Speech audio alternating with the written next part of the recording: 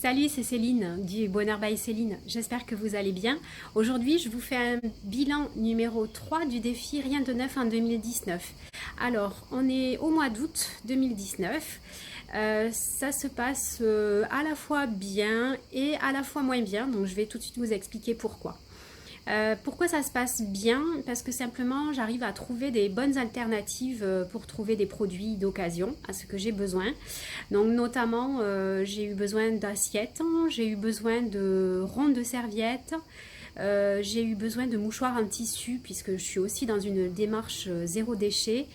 Et tout ça j'ai réussi à le trouver assez simplement dans une recyclerie près de chez moi qui est ouverte assez souvent à la française. C'est vrai que c'est assez pratique, on trouve pas mal de choses. J'ai même dégoté des pots de peinture pour un petit meuble pour mes filles qui va nous permettre de peindre voilà, et de remettre au goût du jour un petit meuble qui est déjà plein de dessins. Donc là, on va le rendre plus simple. Voilà, donc ça c'était pour la partie vraiment positive de ce défi. L'autre partie positive, c'est qu'au niveau des vêtements, des accessoires, autant pour moi que pour les filles, j'ai trouvé deux dépôts-ventes qui sont fabuleux. Un dépôt-vente donc pour enfants avec des vêtements de 0 à 14 ans qui vendent vraiment des super beaux produits. Mes filles adorent, donc là c'est super. Et pour moi également, j'ai trouvé un dépôt-vente à Montauban qui s'appelle Une vie de dressing et qui me permet de m'habiller de manière originale et unique. Donc vraiment ça c'est un point très positif pour moi. Maintenant les côtés négatifs, alors déjà c'est concernant les nu-pieds de Claire.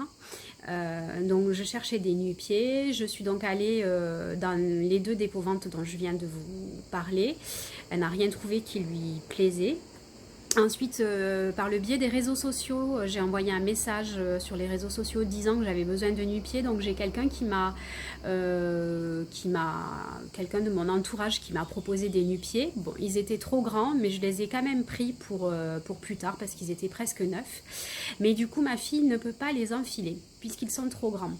Du coup, je me suis tournée vers Vinted où j'ai trouvé une paire de nu-pieds qui m'a plu. Vous savez que je n'aime pas Vinted en raison des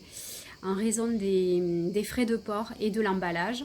Mais bon, c'était la solution que j'ai trouvée. Donc, une fois que j'ai reçu les nu-pieds, qui étaient parfaits, ma fille les a enfilés et en fait, ça ne lui allait pas puisque ça l'a gênée, ça lui faisait mal et c'est un problème sur la chaussure qui est pas assez bien conçu pour elle, donc la chaussure ne va pas se faire en fait. Donc là pour le coup elle a plus de chaussures nu-pieds, en ce moment elle utilise mes tongs, donc voilà, je pense que là il va vraiment falloir que j'aille lui acheter une paire de chaussures neuves du coup qu'elle va pouvoir essayer. Donc ça c'est le fail du défi.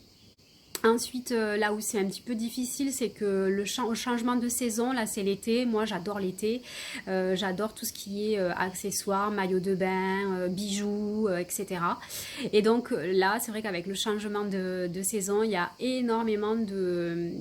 Et ben, j'ai énormément envie d'acheter des choses en fait, tout simplement. Donc je me suis acheté sur internet des bracelets comme ça, ce sont des joncs bouddhistes. Ça faisait plusieurs mois que je les avais repérés, voilà, sur internet et j'ai craqué. Donc voilà, j'ai craqué pour ceux-là et puis 5 autres un peu plus gros que je mets à ce poignet mais que j'ai pas mis aujourd'hui.